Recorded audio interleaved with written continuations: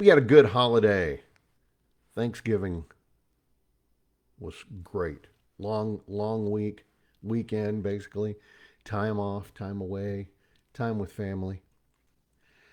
These red mic messages are leadership and life lessons that I've picked up from 25 years as a public servant, 16 years as a youth football coach and scouting volunteer, and 10 years as a mediocre athlete with far more heart than actual physical ability.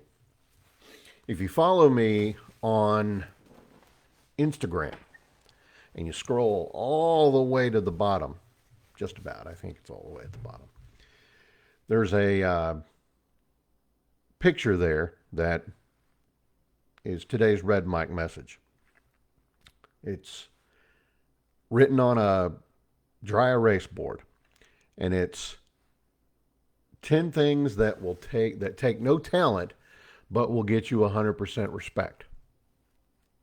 And I thought I'd mentioned this before. I was doing an inventory in my head, and I thought, I don't think I have mentioned this before. So, what are these 10 things that take no talent but will get you 100% respect? Let's just jump right in, shall we? Being on time. Punctuality, well, it shows that you respect other people's time. You value their effort. And it's just a question of you taking a little bit more time to make sure that you're there on time. It's being on focus. It's respecting the folks. So show up when you say you're going to. It's a commitment to others, and it's a commitment to yourself as well. Work ethic. Talent without work ethic, frankly, is wasted potential. So roll up your sleeves, show up every day, give it everything you've got, and you will earn respect. It's that old adage. Hard work will beat talent if talent doesn't work hard. Part of that, that's work ethic. So, effort. Effort means doing your best, even if nobody's watching. Go the extra mile, not because you have to, because it's the right thing to do and it's going to set you apart, right? If everybody else is doing 99 and you're doing 100, it's turning that amp up to 11, right? Body language. I've talked about body language a lot here lately. It is speaking without ever even opening your mouth. So stand tall, make eye contact, engage people. How you carry yourself means a lot. It tells people, I'm here, I'm ready, I care, I'm going to dive in, let's go. That doesn't require talent, just, self-awareness. So, energy. Nobody wants to work with a wet blanket, with the psychic drain. You walk in the room and you can feel everybody's energy go down a notch. So bring energy and enthusiasm to what you do. Now, don't be like that A&M yell leader that the clip is circulating on social media. Wow. I understand getting your crowd all hyped and everything, but that person, that's empty. That's empty calories right there. So inspire the people around you. Don't make them roll their eyes.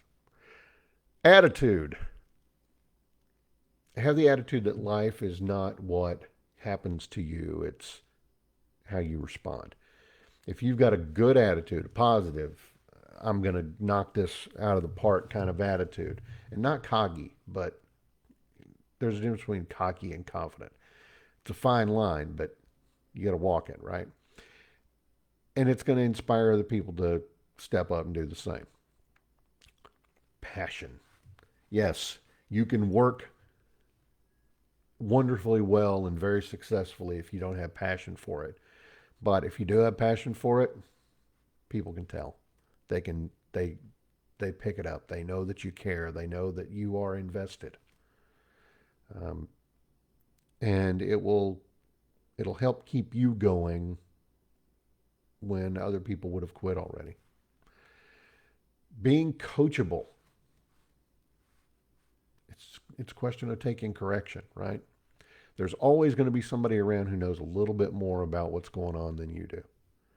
Um, you know, yeah, maybe you are the pro from Dover, right? But maybe somebody else knows a little bit more than you. So be coachable, be humble. You don't have all the answers. If you have all the answers, if you're the smartest person in the room, you need to find another room, right? So have a willingness to improve. Doing extra. I mentioned it before, but everybody else is doing 99, do 100. That's the difference between good and great. It's going beyond what's expected.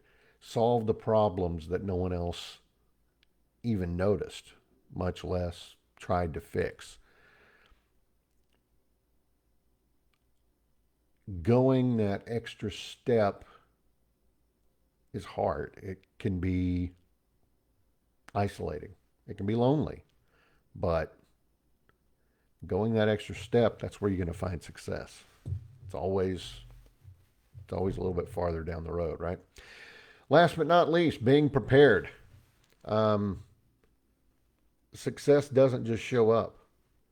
It's like the football play when you've studied the other team and you know what they're going to do, and you see a particular formation and you're like, okay, 90% of the time in this formation they do this. Boom. You've beaten them. They don't know it yet. But once they snap that ball, you're going to be Johnny on the spot, right? So whether it's for a game, a project, preparation is the foundation of success. It's the foundation of confidence. It's the foundation of a lot of the things on this list.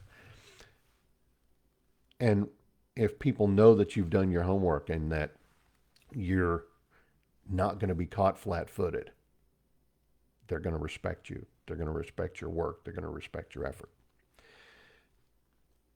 None of these things really require talent. They require a choice to show up, to be fully invested, to work hard, to bring your best self to the game, right? Every single day. Talent can impress, but these 10 things show character, and character's how you earn respect. That's today's Red Mike message. I hope you found it interesting. I hope you find it helpful. I hope you're able to put it in play in your life, in your workspace, and your relationships. I appreciate you being here. I really do. I want to thank you again. I want to humbly ask for a like, a follow, and a share. Let me know what you're thinking down in the comments. I'd appreciate it much. Now, a little personal note. 29 years ago, 1995, I pulled off the biggest miracle, the biggest con job in my life. I got my wife to marry me. 29 years. Two grown kids. Success that a son of a welder and a son of a bank teller. My dad was a welder and a pipe fitter. My mom was a bank teller. I have no doubt that everything I've done, everything I've accomplished, everything that I am was made more possible. It was made better because 29 years ago she said I do. And I'm not getting maudlin, I promise you. I'm just as devoted to her as I was 29 years ago. It's humbling, really. And I try every day to show her just exactly that she didn't screw up. I'm firmly convinced that in every marriage, at least one of the partners thinks the other one could have done better. Hopefully, in a great marriage, both think the other one could have done better. I know without a doubt she probably could have done better. Um, I know that completely. But I love her desperately, and I will continue doing everything I can every day to show her how much. So, if you know my wife, tell her happy anniversary and uh, tell her that I recognize that she could have done better. So, I love you guys. I appreciate you being here. I hope to see you again tomorrow. Remember, life is short. Drink the bourbon.